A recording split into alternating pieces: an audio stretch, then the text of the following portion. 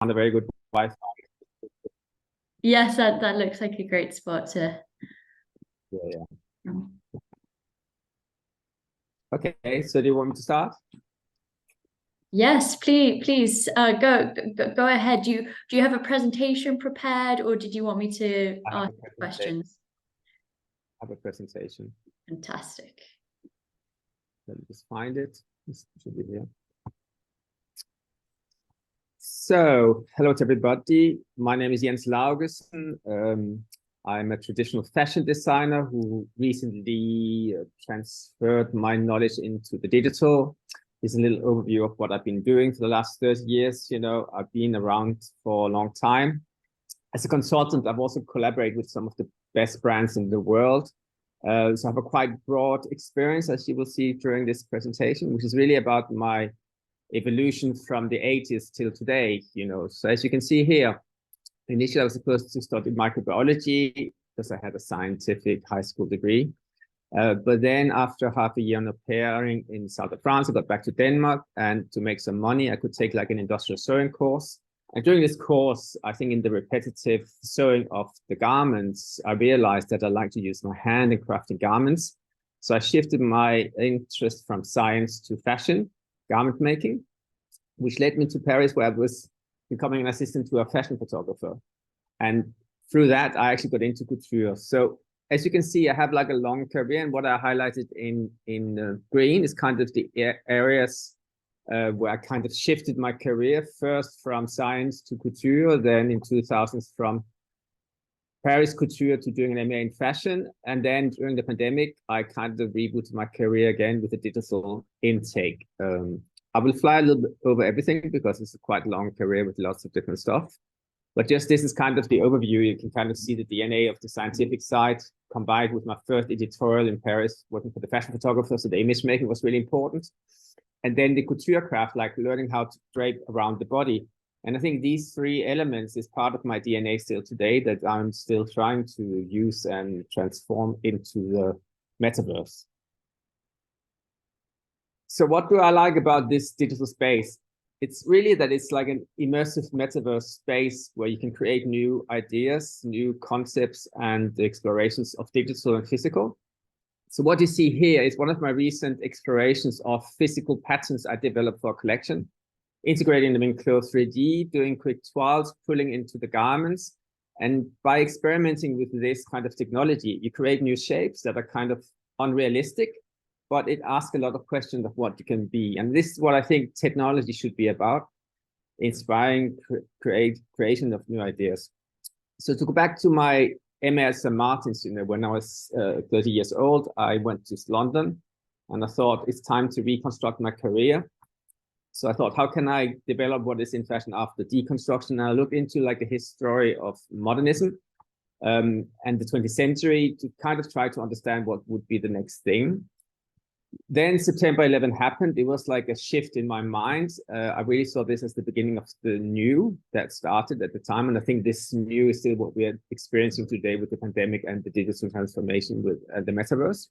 But it was really a time for me to look at what could happen in life after deconstructing garments, which was part of my DNA at St. Martin's, taking garments apart, looking into how you could explore new shapes with them around the body in this kind of artisan traditional way of working on the stand, doing portfolio processes where you really explore the deconstruction and reconstruction of the garment.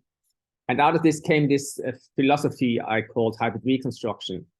That was like a personally developed design philosophy about morphing fragments from generic garments into one hybrid object in a seamless design process of reconstruction where the possibilities are endless. And behind this was a lot of research that went into like UN Studio, which is like a Dutch architect firm. And they really thought about this idea as the fashion designer becoming the architect of the future and how the digital tools could be used alongside analog tools. Example of my degree collection called Ground Zero, inspired by 9/11. That became the beginning of my work as a designer. I've launched like different trilogies because I wanted to develop new ideas. So the first trilogy was about this idea of hybridization, where you can take fragments of different objects and turn them into new objects. So to the left, you have the manimal is a man and an animal, morphed together becomes a manimal.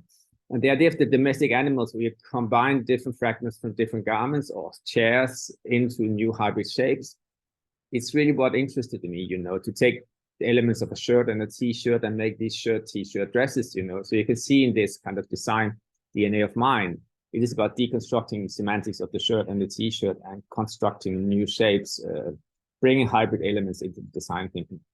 It also resulted in like hybrid design of sunglasses with Linda Ferrer Vintage and Robert Sanderson, where I took a Converse inverted upside down. So this kind of design thinking that really stems from the St. Martin's design school thinking gave me like editorials in really established magazines at the time, like Vogue, Flair, and 10 magazine. But the signature of my design thinking also was part of different exhibitions here at the Louvre in Paris and at the V&A in London.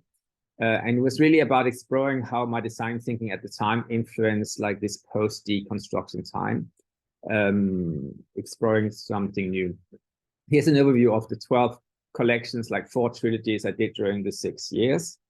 And in 2008, I kind of put the brand on hold because I realized it was time for something new. And when the crash happened, the financial crash in 2008, I was already consulting in New York in the fashion world. So here you have an overview of all the different awards I won during my time as a fashion designer, including the Andam LVMH Award in Paris, which led me to have like an exhibition at the Louvre. And latest, I've also won the IDA Design Award, Fashion Design of the Year twice in 2018 and 21. This is really great. So a pivotal moment in my career building of this traditional fashion brand was really when I collaborated with Nick Knight for Show Studio. And Nick Knight in the early 2000s was really a pioneer in the way that he thought about taking the fashion video into the media of the website, you know. So with Show Studio, he was really a pioneer by giving designers a chance to experiment with video as a media format. And as a fashion designer, I found that much more interesting than the traditional fashion images that you would get from fashion shows, because I never liked the idea of the catwalk, because it's a very commercial format. Of course, it's very interesting for people who sit in the front row to have a view of these things and the atmosphere and everything. So for those people, it's interesting. But the images that comes out of it are quite often really formatted into this kind of catwalk format. And I really like the idea of working with fashion media. And here you see an example of my first film collaborating with Nick Knight, where the discovery of this kind of analog VHS glitch that came when you fast forward the VHS tape transformed the images into these kind of pixelated, reminding me a little bit about the Twin Towers, 9/11. So that's why I called the film Fate in Chaos, because I felt it was really important that we look into how this kind of deconstruction process is part of a creative journey. And even if times are really difficult, you know, we should have faith in this chaos and be able to construct our way out of it. In 2018, after these 10 years of consulting, I relaunched my brand again with like support from the Danish Fashion Foundation. And it resulted in like these kind of yearly collections where I, alongside doing the yearly collections, I did like image films. And these films and the yearly collections experimented with the media of the glitch, also again in the video format. And I really liked this idea of having, you know, the cut and paste of the silhouette design thinking and creating these new images.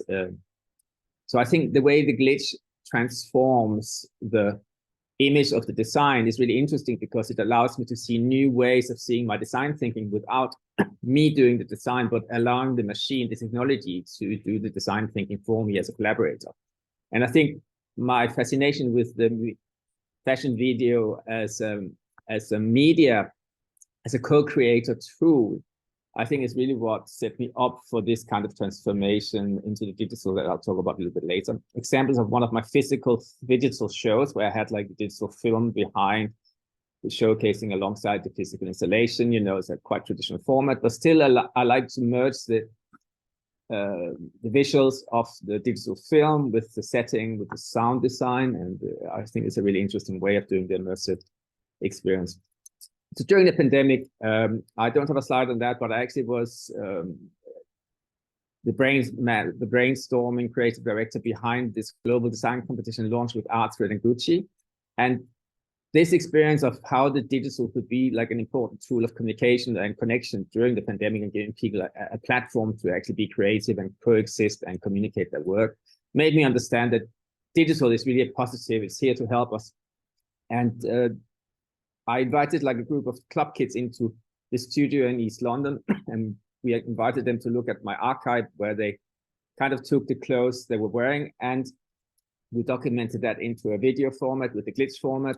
And I thought, okay, how can I communicate this in a digital space without having to program the space? So I found like this basic gallery space website, and I looked around to find the one that I could really adapt the most. And I thought, how can I change the format of it so it looks more interesting?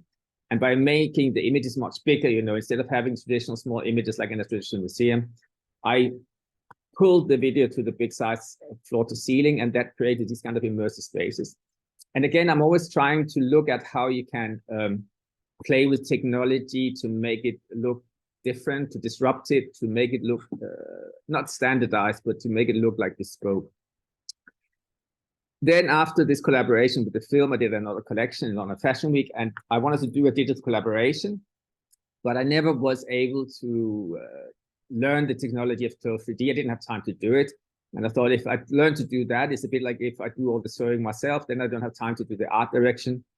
And in the same way, I have never actually had time to learn properly to do Photoshop. I decided not to do the Clothes 3D myself, because also when I do the collections, I don't do the pattern cutting and the sewing myself.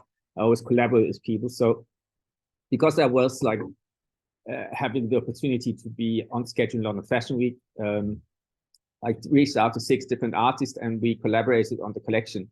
And it was during the work with the collections that, you know, the Clothes 3D silhouettes, I found a way to manipulate them. I realized if you pull the garments, they become like expanded sculptures. And then I love these colored polygon seams that you see here, because they reminded me of the colors that comes out of the glitch, of the digital glitch in the videos. And I really was fascinated with this kind of way of disrupting the traditional way of using Clothes 3D as a tool. And thought, this is really cool. It's like 3D sculptures. Can you make them turn around? I did a turntable. And then I said, can you export it as a video? I did that. And without having the knowledge of a lot of these things, I kind of found a way to export these films. And it became this really interesting film that was part of this metaverse. So I was also lucky to collaborate with Virtual Touch, which is like a Hong Kong digital lab. And they really created like an immersive space for my online digital event in London Fashion Week. And it was really like an important space. Yeah. So this is kind of an overview of all the different things that I have learned through the last 30 years, you know. And I think it's important to kind of understand shifting with culture, and when culture shifts, and when you can shift your career with the culture of technology or any other external factors. I think it's really important that you are able to go with the flow, have faith in the chaos that goes around us, and go with the creativity that you will find in the chaos. So this is a quote that I really like and love. So during my research in the 2015s, I found that the metamodernism was like a new way of looking at what this postmodernism could be, you know. It's kind of a philosophy where you look at metamodernism not like where the modernism negated the past. The metamodernism kind of integrates the past, where you can both have like a nostalgic look at the past whilst also having a dream of the future. And I think this idea of combining the past and the future, the digital with the physical, opposites, the women's side, the man's side, all these things that are opposites into this kind of oscillation between the poles is really the way that I see this digital space of the metaverse. And this is also an example of my last showcase in London Fashion Week, a digital show where I had both digital fashion, I had a physical catwalk, had metaverse galleries. So a lot of collaborations with like people from around the world. And this is what I find about the metaverse Web3 space, really inspiring how people, because it's not really a business yet for most companies, you know, it's only the bigger companies who can afford to invest hardcore into it. Because when you do physical and digital, it is as time consuming and it is as laborious to do digital as physical, you know. So it's kind of a double investment that you have to do. So that's why I think it's a good opportunity for emerging brands and startups to collaborate, which is what I'm trying to do with these things, because I obviously haven't got a couture house behind me able to fund everything. So I think the collaboration is really the way forward for these things, especially in this kind of bear market where there's not a market yet, but we all know that there will be a market in the future. And because the technology is going so fast, you know, I think the more every startup can collaborate and creators can collaborate. It gives a platform, a space to develop new stories and finding new spaces. Yeah.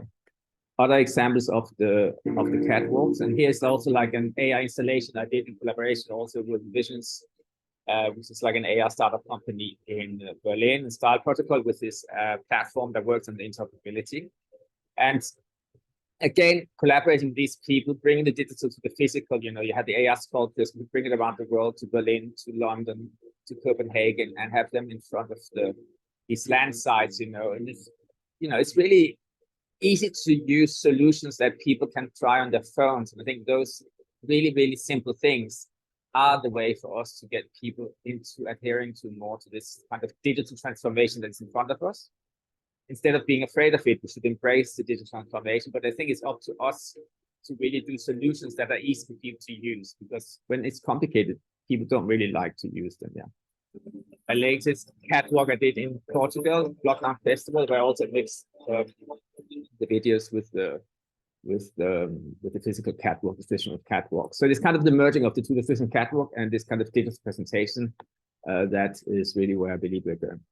So this is leading us to the next place where I'm kind of looking at designs and the creativity and disruptiveness. And I think these three elements are really important in all creators of this kind of new paradigm that we are entering. And I think what generative AI is the latest brick in the building blocks tools box that we are using. And I think because of the generative AI, this really helped the adaptation of the notion of the metaverse, because generative AI people can really easily see how it can be used. It's a very easy to access to use tool. And many companies will be able to integrate it and restructure the way people work because of that. So I think the digital transformation is really like a place that is happening. But it's kind of a mood board I have given to my creatives when I work with them, where I kind of take some of the digital or the physical garments. So what you will see here is always my physical patterns from my physical collection that has been scanned and then given to digital artists to put together. And you can also see how I like to disrupt the system. Sometimes these kind of disruptions that happens in Clo, or where you have collidings of the patterns or the physical or digital manipulation of the garments is interesting. This is again the film that I showed you earlier from the Generic Sense film, where you can see the glitch disrupting the garment. So I really like this fusion of the digital and the physical. I think this is really the key to everything. Okay, this one has it again. Then we come into the AI segment of my talk, and I think the way AI and simulations can really happen in the future, it's really like interesting this space, because a lot of spaces already use AI in the transformation of our work, and I think the tools of designers will change a lot in the future. And this is really what interests me as much as, how the photocopier, the camera has helped creatives to change their creation. I think digital tools will in the same way help creators to disrupt and make new ways of being creative and making our work. So of course, in the fashion industry, there's many different ways where generative AI is already used, like in trend forecasting, fabric material selection, pattern generation, virtual design assistants, 3D garment visualization, prototyping, customization, and personalization. So there's many, many ways where it can be very useful from a productive point of view, an organizational point of view. And I think that's really a place where many, many fashion brands will quickly see that technology can really be productivity enhancing and shortening processes and being assistance in many ways. So of course, some jobs will disappear, but other jobs will emerge. And I think it's just up to us people to learn how we can go with the flow and learn from this kind of transformation. So what really interests me the most with the generative AI is an area that's not really developed a lot yet, but it's how the 3D garment making can interact with the generative AI. And I really think that it's important to see how these things can work in the future. It's important that we facilitate 3D visualization prototyping, and that this can actually help reduce the need for physical samples.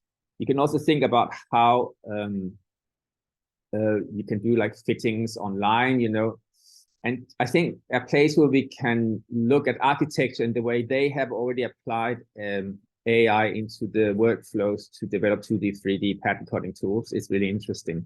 I think in the future, we'll also see like how AI collaborate with Clo and 3D browseware. to make these tools much more iterative and less production focused only, but it also can become like a design tool. So I think this is what really excites me, when these kind of softwares can also become design assistants in a more iterative way. And what would really interest me a lot is to work with people on the deep learning of tailored jacket patterns to see how generative AI with the data can actually become a pattern cutting design tool in the future, you know, ideally working with some of the bigger cat companies, because I think it is really the research of the future. So I think this mixing of the fashion and the architecture is really an interesting place. To the left, you see one of my own simulations, and to the right, you will see one I found how AI had been used in architecture software to kind of illustrate different ways, and how colors have been used to illustrate different readings of the clothing. And I think, yeah, it's really inspiring to see how the two merge together. This is another example of how AI can help us enhance the physical experiences we have around us, you know, whatever we experience, you know. With technology, we can really create meta versions of what we see in front of us. So we can have real versions, real objects, but we can always have the meta versions where something else will happen. So it's like an add-on. It's really like, yeah, a high-end add-on experience of these objects that goes beyond the usage that we can have in everyday life, or the gratification of just owning these garments. Again, examples of my own design thinking to the left, and AI design tools where you can see like playing with the Lego blocks. Maybe it's a bit like the Lego blocks that the Twin Towers have fallen down, and how you can start to build them up again in new ways and deconstruct, reconstruct, create new shapes. And I think this kind of playing with the technology is really what interests me the most at this moment, because I think the more we play with it, we can see things. This is also an example of how, you know, play with technology and images and the simulations to the right. It creates these kind of interesting interactions between the digital and the physical.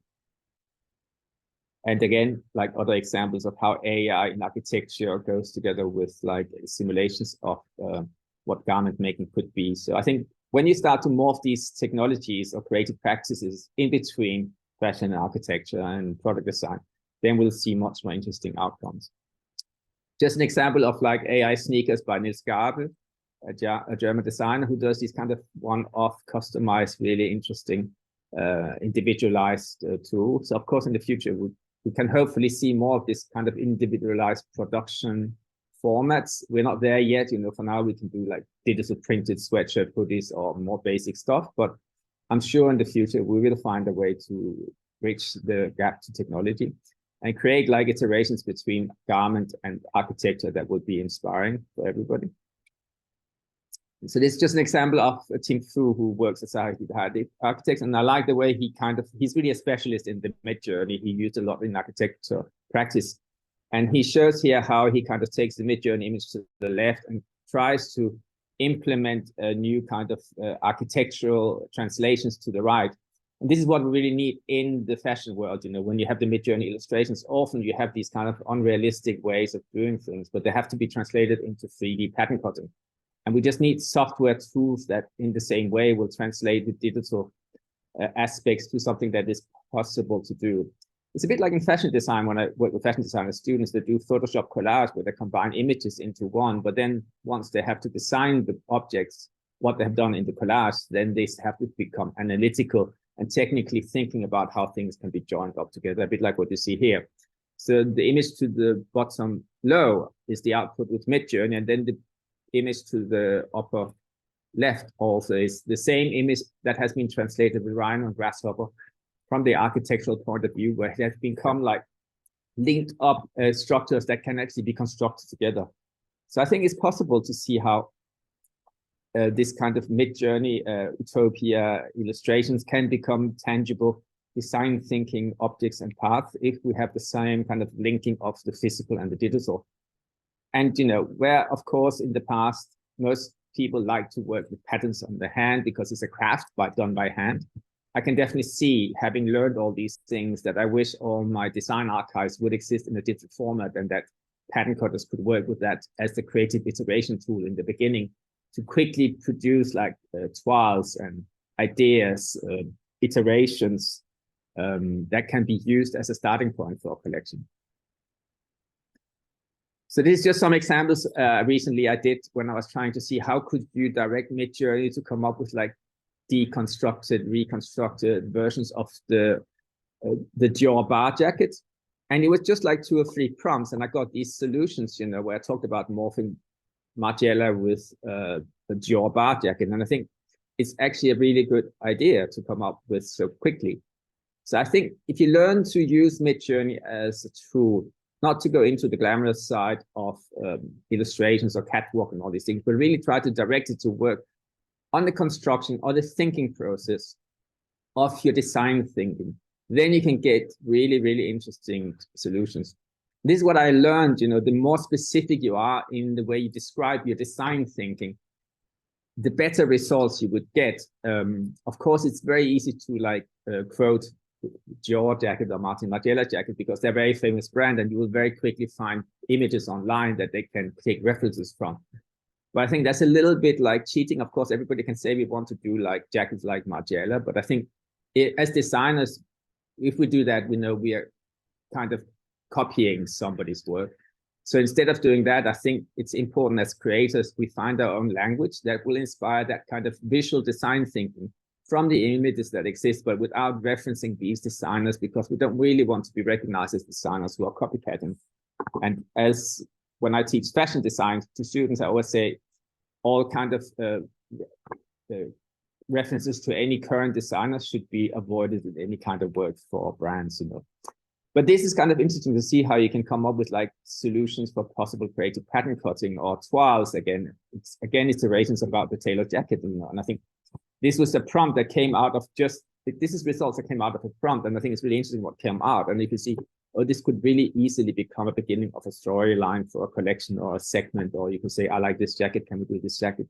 And change some details on it. So I think as a collage or a sketch, it is quite quick to do Midjourney images. So if you know how to instruct them well, you will quickly see solutions that can very quickly become a point of discussion in a design studio. And then you can start to talk to the print designer or the embroidery designer, or you can collaborate with the pattern cutter, you know, and everybody can collaborate around these kind of visual images that are kind of a starting point, you know. This is another example of like 3-4 prompts or on the iterations of one strong jacket, and you get all these kind of amazing possible solutions that of course needs to be translated into like tangible outcomes or thinking about how is this possible to do. So I think because I chose to work around tailored jackets, you know, it is a format that the machine does understand. So it's easier to get shapes that can be translated more easily into like understandable or luxury pattern cutting processes. But here you also will see when you get into like atmospheric moments, you know, I did do the images to the left with Midjourney, and then to the right, you have like the runway version of it where it becomes a mini animated image, and it is quite seductive. My only criticism of Midjourney and runway is that it becomes very, very easily glamorized, and it's very difficult to avoid this kind of mainstream culture images of slightly discriminating aesthetic of like too glamorized fashion that is not necessarily what I like. So you can see to the left, I like the image and the aesthetic of the model to the left, but then the runway version definitely looks like the runway that I didn't like at the time when I had my own brand, you know, because it becomes this kind of grazia or glamour kind of runway image that is more like, you know, it girls on the television than it's actually like real women. So I think it's our responsibility as creative to use it as a creative tool. So this is another example that was really interesting when I was doing these kind of iterations in Midjourney some weeks ago. And before I started to work on these kind of deconstructed, reconstructed tailored garments, which I think create really, really seductive silhouettes that are unisex, I had also played with ideas of Lego, so the Lego blocks. And then suddenly these came up out of nowhere. And I think that was the accident, that because I had been prompting Lego stories before I prompted these stories in the same chat, it kind of picked up on these ideas. And that's where I think Midjourney can really be interesting, when you start to cross-pollinate ideas from different stories into new stories.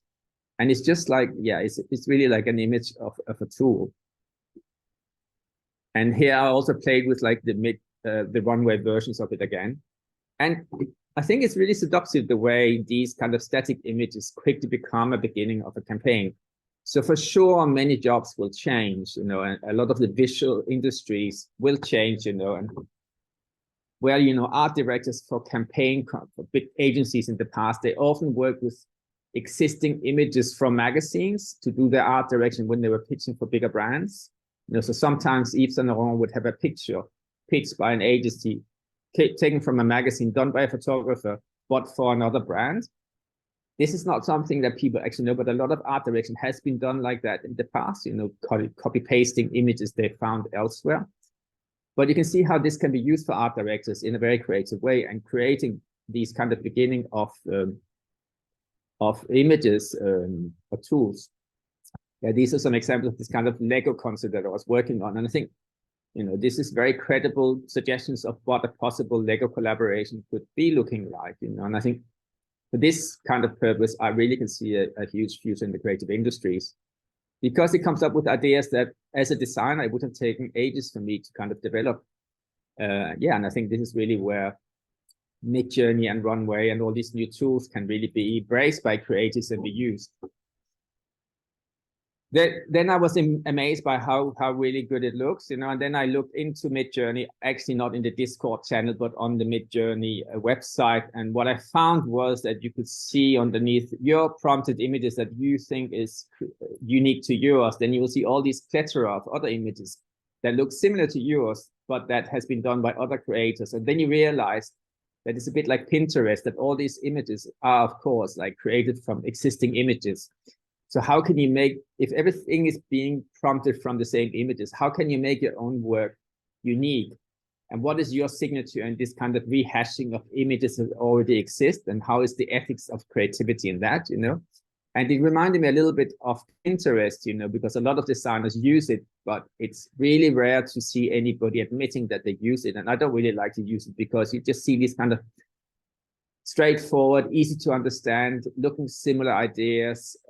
So it's great for commercial fashion, high street fashion, but for really creative design studios, it's not a tool that people use, or they use it in hiding because it's just not original research, you know. And as a creator, you want to generate your own design thing. And then you can see here that this is the Pinterest version of my image from Midjourney that I uploaded into Pinterest. And you can see how it's rehashing other images out there that looks similar to what I had found on the Midjourney. So you don't really know what is Pinterest and what's Midjourney if you mix it all together.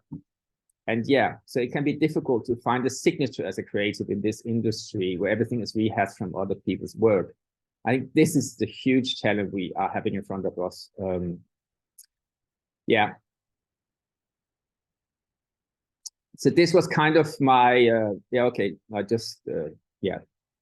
Yeah, so this was actually because I was recently doing a launch for a collaboration for next Fashion Week in January, February, where I will be working with like a Metaverse called Immersive, and we're doing like an installation in one of their Metaverse spaces. So I'm really looking for collaborators also, and people who would like to join a project, because I do think together as a collective of creatives, you can really create something groundbreaking, because it's an industry where everybody has to work together, you know, the physical and the digital and the collaboration and the artist and the music and the video and the images. And I think this is really an exciting time to explore future projects and collaborations.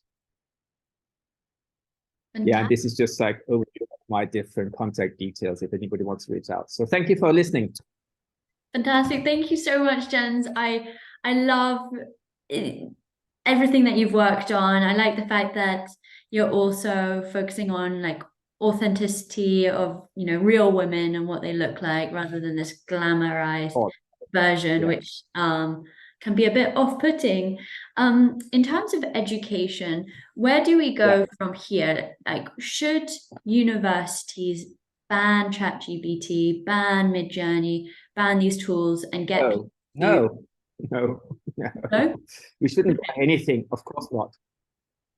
I mean, I'm in Denmark, actually in a university in Denmark, which is an industrial school, where this is where I'm working, so that's why you see a screen behind me. And it's an industrial school, you know, and I taught first time here like 30 years ago when I taught my couture training there. And then I taught again here when I had my brand in London Fashion Week. And now I'm here because I'm talking to the dean, and she's really interested into my digital profile. So it just shows how in 3 different eras of my career, I'm at the same school talking about education. And why is that? Well, what is important, I think, with education is go with your time. If you don't go with your time and you say, we just want to do analog, we just want to do this or that, we don't want to have these kind of, we cannot go against technology, It's a bit like the painters. When the camera came out, the painters thought nobody would buy their paintings anymore. Well, then the painters started to make their own photographs, and they could actually do technology of the camera allowed painters to paint in a different way. So they could take a photograph and go into the studios and paint what happened in the photograph, It's a bit like the clair obscur changed the Renaissance, Before Renaissance, we couldn't, you couldn't do like these big tableaus, but with the clair obscur camera, you could actually do these big realistic reproductions of images. So technology, or the photocopier, it changed the world of media. ID Magazine was done on a photocopier. Photoshop changed everything. So when technology can change, you have to go with the flow.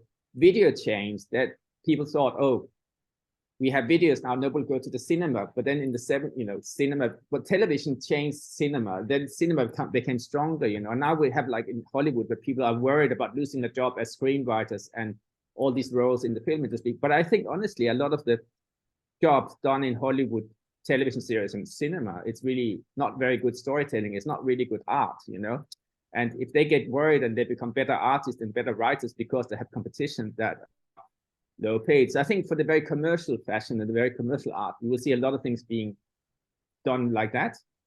But that only pushes the real creators to become more creative and have a stronger point of view. And the more you embrace technology and you learn to use it as a creative tool, how can you disrupt the tool, Instead of doing just like a straightforward mid-journey image, how can you use it to really do what you are thinking, This is really what it's about. How can we influence the technology and disrupt it?